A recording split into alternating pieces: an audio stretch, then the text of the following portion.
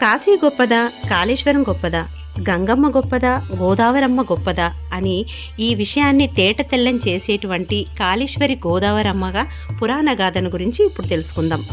ఒకరోజు గంగమ్మ గోదావరమ్మ ఒకే ప్లేస్లో కూర్చున్న సమయంలో నారద మహర్షుల వారు నమస్కారం చేశారంట.